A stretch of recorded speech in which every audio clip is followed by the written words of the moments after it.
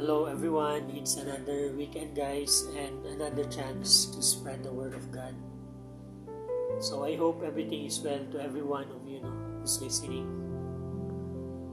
So our topic for today is the continuation in the book of Matthew chapter 17 verse 24 to 27. This is about temple tax, So if you're ready guys, let's begin. It is said in Matthew 17:24 to 27. And when they were come to Capernaum, they that received tribute money came to Peter and said, "That not your master pay tribute?" So may mga tax collector na dumating and asking Peter na nagbabayad ba ng tribute ng tax yung master nyo? And Peter said, in verse 25, he said, "Yes." And when he was come into the house, Jesus prevented him, saying, "What thinkest thou, Simon? Of whom do the kings of the earth take customs or tribute, or their own children, or strangers?" Peter said unto him, "O strangers." Jesus said unto him, "Then are the children free." So, nung dumating sila sa bahay, tinanong ni Jesus Christ si Simon Peter, "Ano sa tingin mo, Simon?" Sabi niya, "Whom do the kings of the earth take customs or tribute?"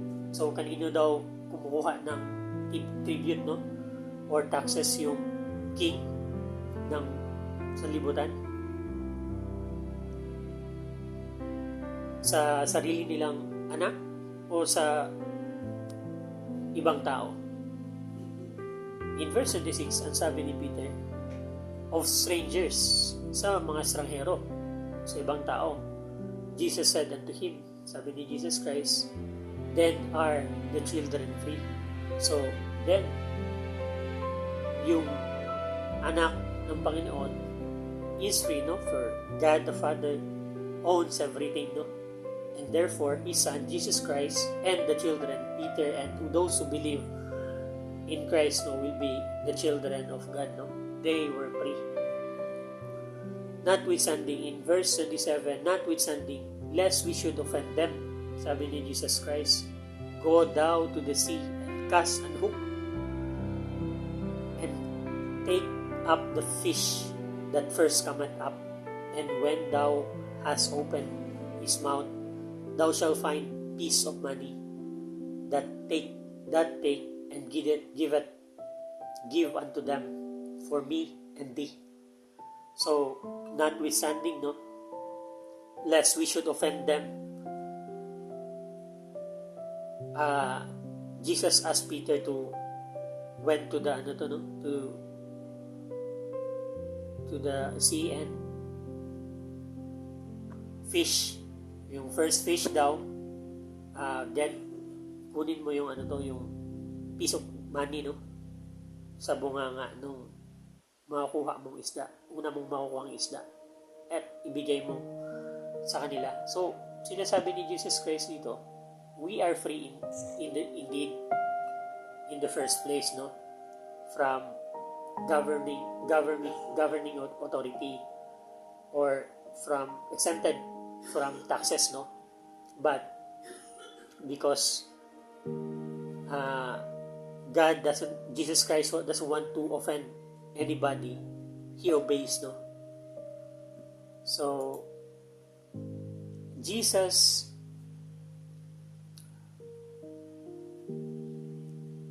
though exempts as the Son of God from the temple tax, He performs a miracle to pay it, teaching believers to humbly submit to earthly authorities, to avoid causing unnecessary stumbling blocks for the gospel. So, Jesus Christ is prioritizing,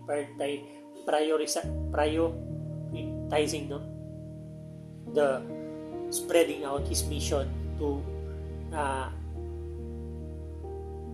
reach as much as He can, His ministry. and the gospel, no? And not to offend as many as he can, even those who are, even the government, no? Even the yun nga, yung mga tax collector and anybody. So there is a three core message in this teaching, no? First is divine authority versus earthly obligations. When the tax collector asks if Jesus pays the 2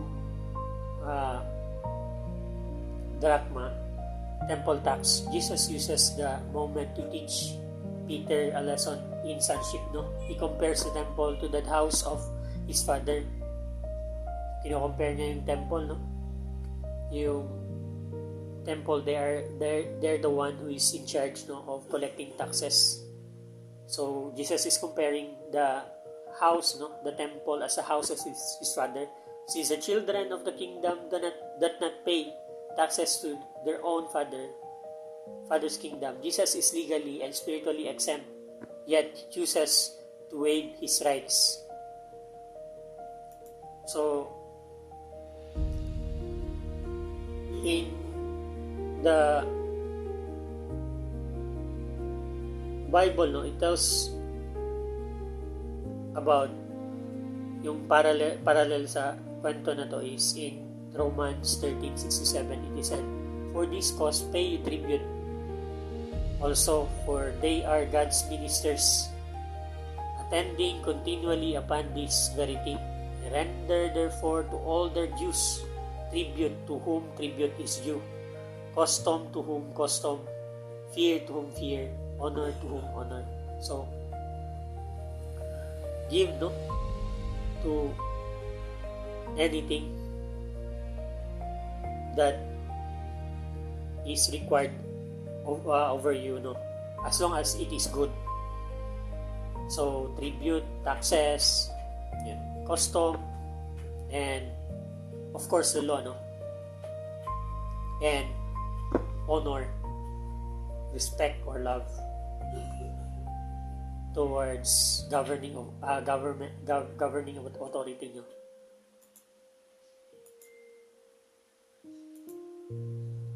And the second is the principle of not giving offense. So, as I said nga kanina, no, Jesus tells Peter to pay the tax so that we may not give offense. The highlights a core principle for Christians while we enjoy ultimate spiritual freedom and citizenship in the kingdom of God. So, not just Christians, no, I mean the true believer, no, the genuine believer, no, kasi many profess as Christians but they are far away from the truth, no, far away from the teaching of our Lord, no, they're not following and confessing themselves as Christians. But this is particularly focused to those who receive their salvation with fear and trembling, no, with genuine repentance, and there is a reflection in their deeds, no, or actions portraying their salvations, their being grateful to what did Christ give to us, no. So while we enjoy ultimate spiritual freedom as the citizenship in the kingdom of God, we are called to consider how our actions impact others. So, imbes na makipag-argue, no, si Jesus Christ, no, and to steer, no, to trouble yung or to argue ba at that moment, no, when they were asked for to pay taxes, no, Jesus submit, even though the truth is he is exempted, and Peter and those who believe, no, and binibini Jesus Christ, no, di na siya nag-argue about it, but he submit and give the taxes, no? Kasi he doesn't like to impede his primary focus, no? Mission is to deliver salvation, no? To call everybody, no? To salvation. So, kaya nga there is a saying, diba, na you cannot be in hell, no? Because God is so righteous. We are given a way, no, to escape hell. But those who will end up in hell, they will be righteously judged because they choose to be in there. They choose to be in hell, no?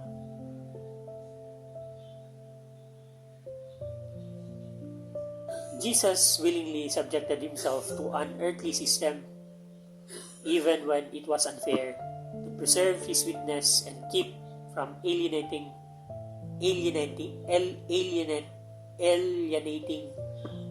the very people he came to save.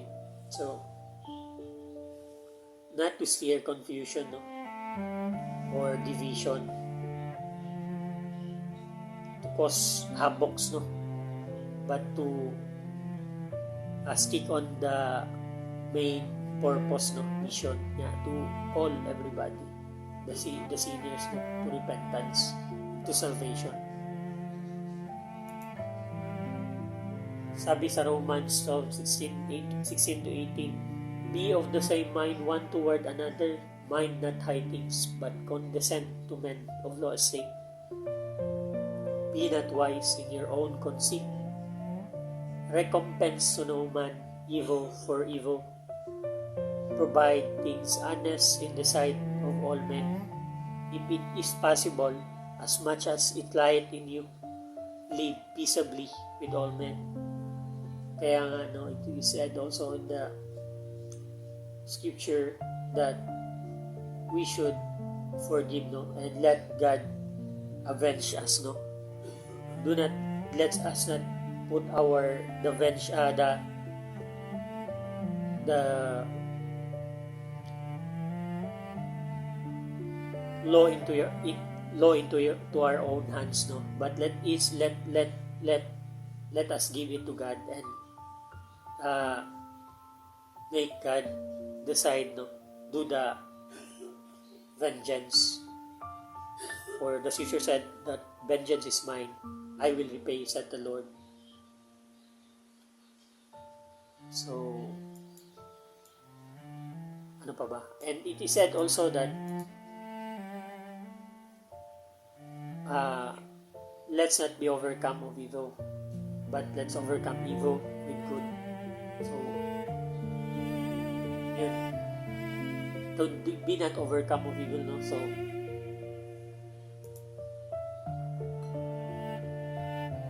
to be remain composed, no? And to drive everybody to salvation, like the saints, no? Sila Stephen, the first saint, was murdered. So he was accused as blaspheming, no? Because Stephen is telling the truth, but he was murdered by stoning, no? And he said before he died, he lifted his eyes, no? And he said, he prayed for those who persecute him, that Lord, do not impute this sin against them. So you bless your enemy, no? Bless those who curse you, and pray for them who deliberately persecute you. It is hard, I know, but with prayers, we will be able to overcome it and we will be changed, no? The reason is because we are also on our way to hell, no? And we don't deserve mercy. We are so filthy. But through God's mercy, no, and His love, He gave His Son to atone our sins, no? Therefore, we can go into the kingdom of God, not because we are good, not because we are better, but because we receive the sacrifice, no? The atonement from all our sins, no? So there is nothing to boast about our life. So at the same time, we can able to overcome it and become so courageous, no? And be strengthened because of it. Because yun nga, what is the sufferings, no? For the sufferings of this present time is not worthy to be compared, no? So not lang na we will be able to enter into the kingdom of God, but we will be rewarded also. So yun nga, kaya the sufferings of this present time is not worthy to be compared with the glory which shall be revealed in us in due time. For the eyes have not seen, the ears have not heard, or entered to the heart of man, or what God prepared for those who love Him, no? So let us endure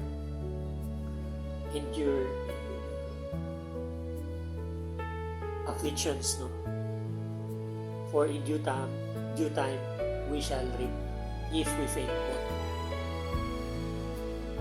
Number 3 is God's miraculous provision. Instead of reaching into His own pockets or arguing His point, Jesus tells Peter to go to the Sea of Galilee, no? Cast a fishing line, and open the mouth of the first fish he catches. In its mouth is exactly one stater or a shekel, no, coin, which perfectly covers the temple tax for both Jesus and Peter.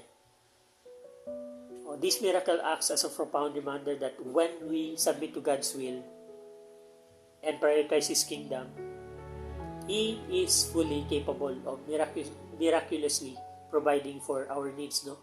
So marami na tayong mga testimony probably, no?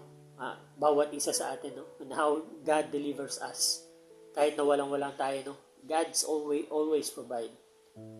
So as it is stated also in the scripture, no?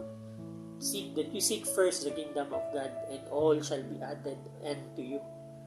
But yun nga, you need to seek first, no? Prioritize the kingdom of heaven first, no? Prioritize your salvation, kasi your salvation is eternity, no? As I always said, no? Count any number and compare it to eternity. So if you were able to seal it, then yung remaining life mo in this world, no? The 70 years or 100 years, o kung ilang taon ka na ngayon, the remaining is probably 50, 30. Then make the rest of it, doon mo na i-focus sa iba. Pero yun nga, prioritize first the kingdom of heaven, kasi it's eternity that we're talking about, no? It's not just 50, no? 100 and 1,000, no? It's eternity. Ganun siya ka-importante. When we seek first the kingdom of God, all shall be added unto us, no? God will sustain our needs. So